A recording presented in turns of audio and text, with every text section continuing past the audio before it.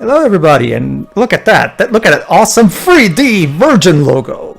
Ah, yes, I remember that logo. And from look at that! The SEGA CD version. Pedro, looking at that is an overstatement. Come on, look, Jesus, fuck this grainy filter. Welcome to the SEGA CD video, everybody. FMVs. We're watching actual clips from the movie, and since they're incredibly compressed and cropped, YouTube doesn't recognize it.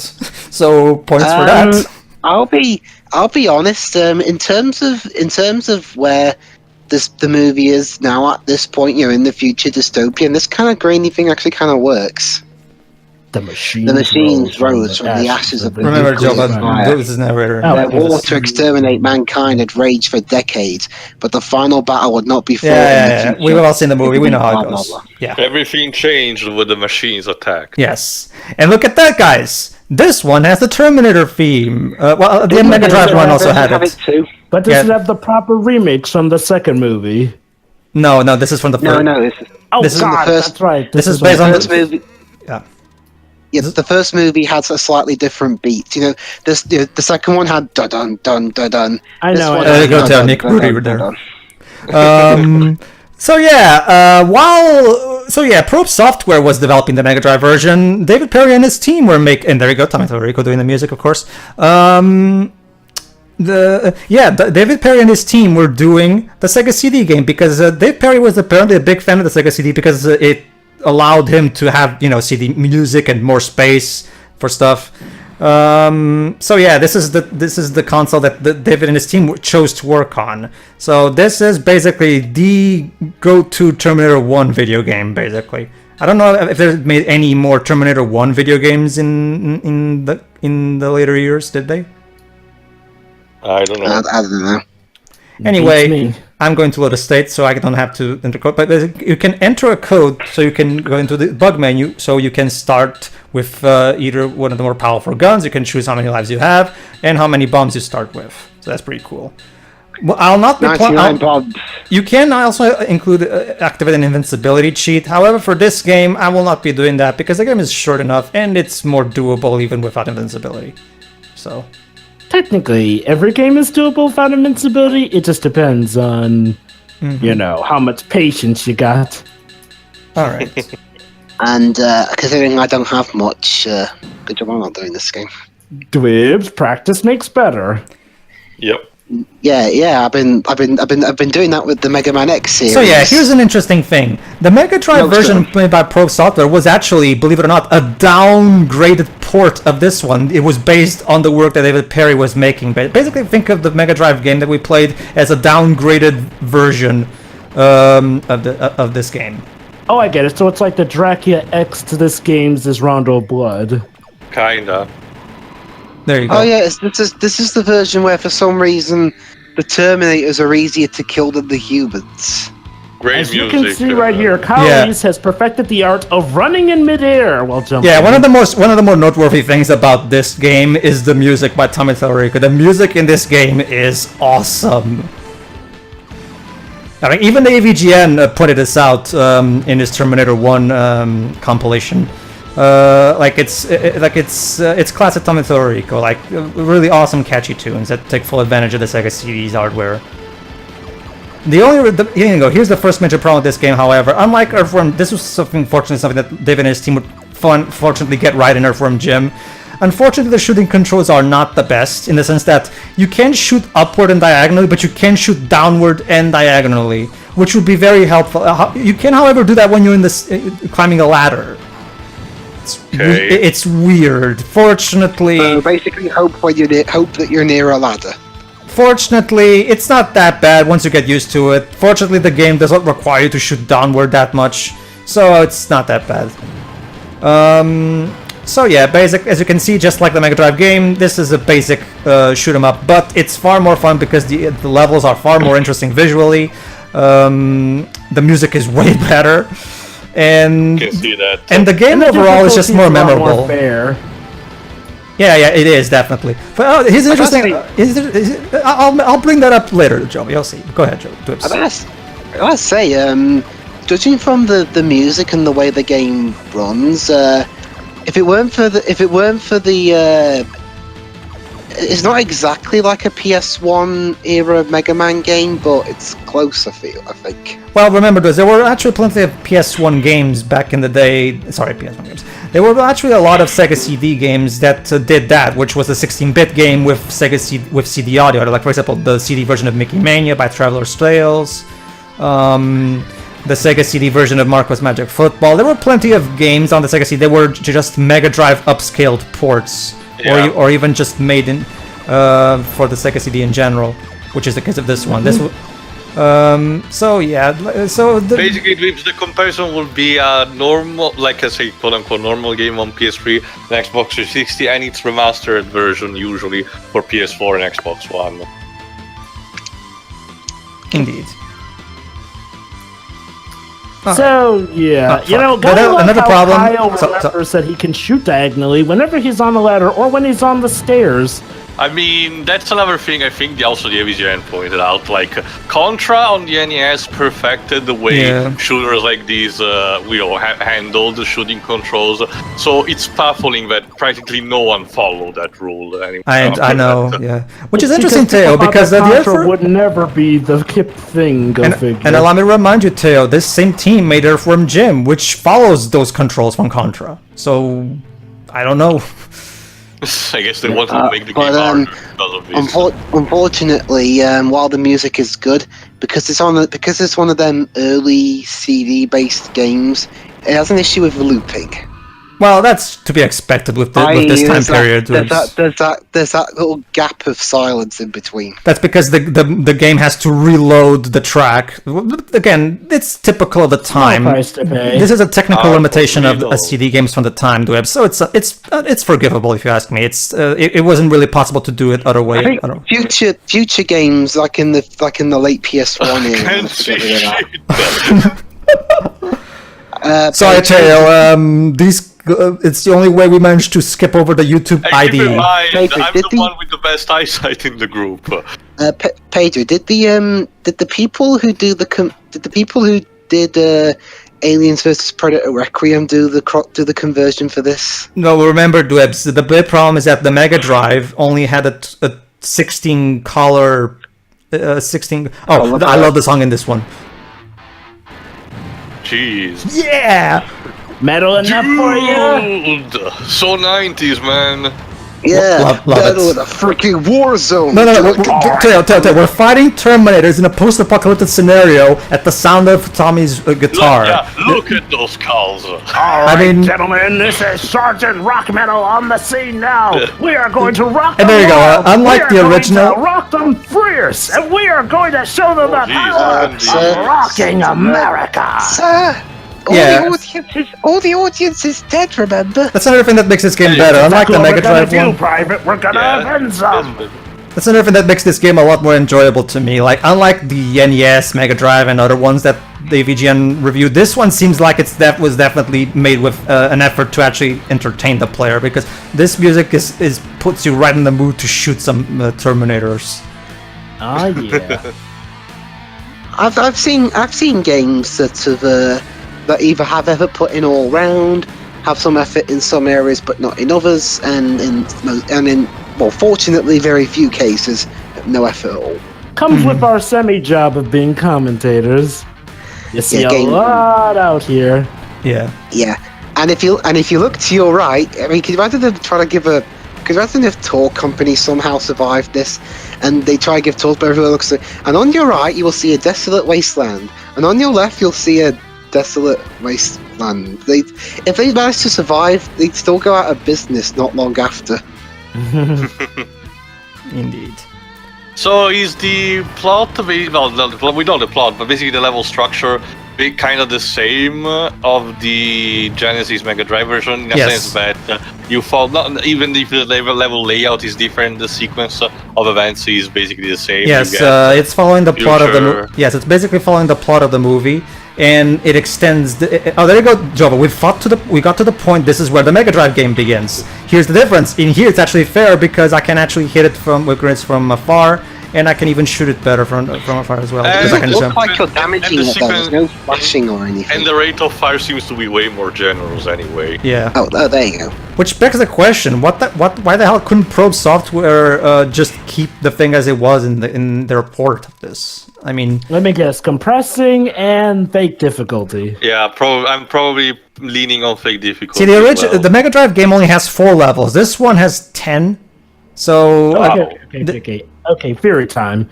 They probably had to cut down on a lot of the content, either to rush to meet a certain release date, or if it being tie-in material, or just because they couldn't fit as much on the Genesis/Mega Drive. So because they had to make it shorter, they made it harder for the sake of people not beating it easily. And trust me, rental Yeah. companies were all about that crap. for those of you young ones out there, believe it or not, back in the early 90s, it was actually impressive to see that kind of video on a console. Yes. Yep. Oh, hey, Joe, was I you remember speaking? back when VHS was the top of the line. Hey, Joe, you mentioned rentals early. You mentioned rentals. Just bit of interesting factoid. Around here in the UK, like 30, 40 odd years ago, we had VHS rentals beat. We had businesses that rented out entire TVs. Oh, yeah, wait, really? Yeah. You could rent a TV. Why rent the TV? I mean, unless you were just doing the that for question would parties. be, I guess, why not? Maybe it's because some families couldn't afford, so maybe renting it was cheaper than buying it or something, or maybe they just wanted to make sure their TVs worked with or something. I don't know. Oh well. But I mean, it was a bit of a booming market for a few years. Alright, this Makers level is us infiltrating the Skynet stronghold so we can actually destroy it. And then Matt Smith comes out and No, we'll move from that. Fortunately, this is way before that. Anyway, what's Matt Smith. not to mention that this sprite is actually based on Michael Biehn, so it's anyway. oh no, wait, I'm And look at that! And look at that! Here's a nice detail that I like in the background. Models of the T1 T1000, yeah. The T1000. So remember, this game came out after the second movie came out, so David thought it would be a cool idea to already foreshadow the Yeah, so that's nice. That's a pretty cool detail. Again, you can actually, unlike most of the Terminator games that we saw in the NES and stuff like that, you can actually tell there was actual effort put into this one. Yeah, I'm glad we've passed the days where the only music in it was dun dun dun dun dun dun dun. But Wes, what about the music? But Wes, what about the music of the NES Terminator game? Yeah, that's what I was on. That wasn't that just the title screen and then the rest of it was dun dun dun dun dun dun. Yeah, like that. Yeah, that like. I think it was the LJN game. Yeah, it was right? the LJN. Oh, LJN, God. that Actually, no. name. Actually, no. I think by that point, Acclaim were using LJN as a label. Not just that, but no, actually, Terminator 1 was actually not done by LGN. It was the Terminator 2 games that were made by LGN, unfortunately. LGN did the console ports of the arcade game, and they also did that shitty side-scroller game that came out on the Super Nintendo and Mega Drive, and I'll also be recording that one, and trust me, that one, as James put out very well in his Terminator 2 video, the Terminator 2 side-scrolling shoot-'em-up game is by far the worst Terminator game, well, of the old ones at least. I'm not really familiar with the newer Terminator games. I know Salvation really sucked. Well, considering the movie was based on, I'm not surprised. Yeah, I mean, was that ever a On game? a concept level, I would understand that, making a traditional third-person shooter with potential multiplayer elements, having the fight between the machines and the human resistance. The problem is that the movie was weak already on its own, and I'm guessing the game did not have that much of a budget for it. I was gonna ask, was there ever a game based on the crap movie that was good? But then I remembered the X vs. Sega games. Fortunately, there was a checkpoint right before that. Well, actually, no. Actually, was also the first one Bayformers predated the games movie by before 4 years. Rise of the Dark Spark.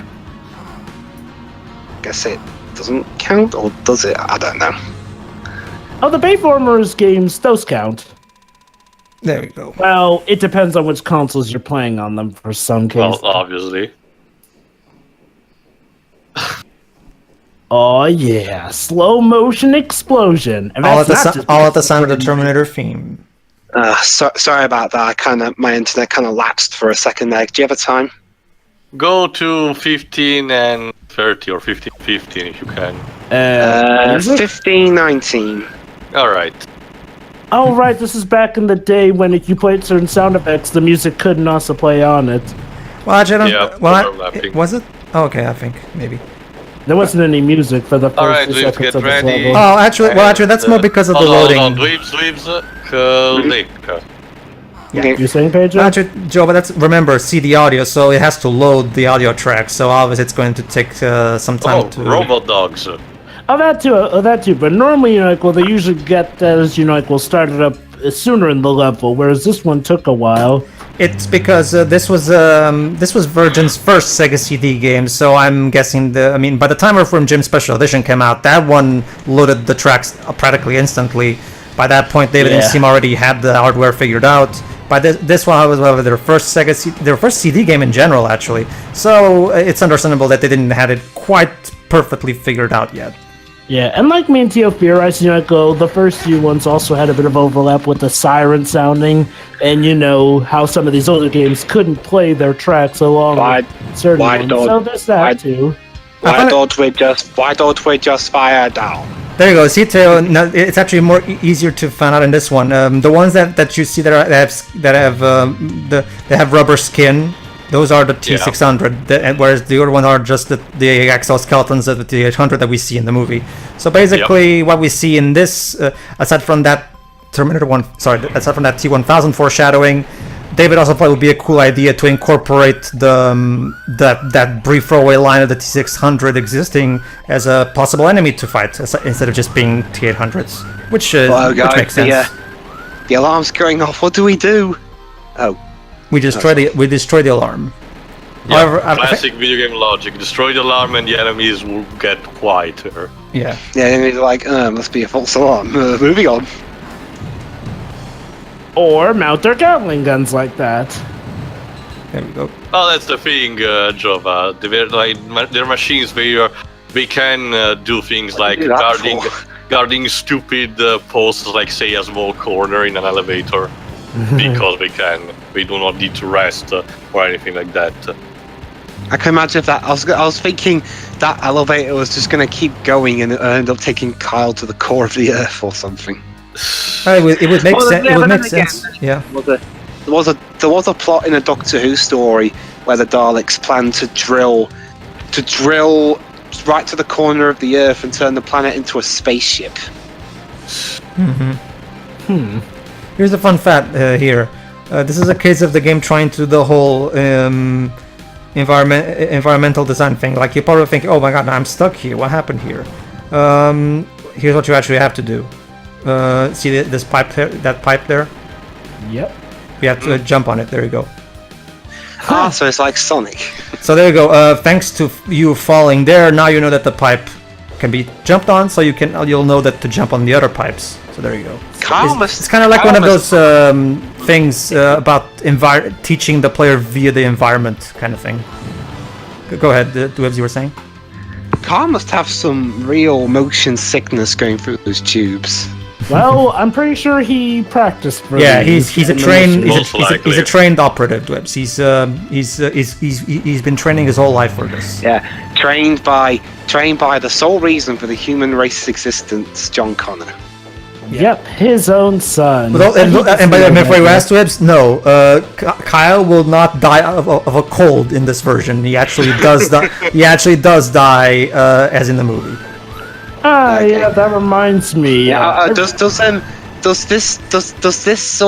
this game also not treat John Connor as though it was like without him the whole human race will just collapse? No, there's no dialogue in this movie. It's the story's entirely told via the clips from the movie. Okay. I mean, what better way to tell the story of the movie than using the actual movie, right? I mean, okay, gotta give the machines credit, Dwebs. While, okay, it's obvious he alone didn't do it, he kind of is the main figure. It's kind of like if you went back in time and killed Abraham Lincoln. There you go, we found the time displacement equipment, and unlike the first game, the first game, like the Mega Drive game, sorry, we actually have to fight a Terminator boss to travel in time. So that's pretty It cool. looked like we were having to fight a version of ourselves. Alright, let's try that again. You were saying, Deb, sorry? It looked like for a second. It looked like he had to fight a temporal, distorted version of yourself. No, it's foreshadowing for Terminator Genesis, where John Connor is made into a Terminator. And there you go. He sees the T-800 that actually goes back in time. Yeah, that's a nice. It's also another nice foreshadow. Yeah. Wait, you fool! You have to take off your clothes first. They're gonna degrade anyway on their own. I'm trying to destroy the time displaced with equipment, but it doesn't work. Okay. Why are we going to destroy it? Because the machines couldn't use it. I'm trying to put a different spin on the story, Dwebs. And there you go, here's the clip. Kyle, you created a time paradox. Pedro, it only works when I do it. There you go. To be fair, well, that joke doesn't really work because this entire series at this point is a gigantic time paradox. If Pedro was trying to do the problem solve series over trope vlog before it became a thing. Sequence breaking, Dwebs. Speaking of which, gotta love how Salvation established that apparently Kyrus knew all along that John Connor was actually his son. Yeah, nice retcon.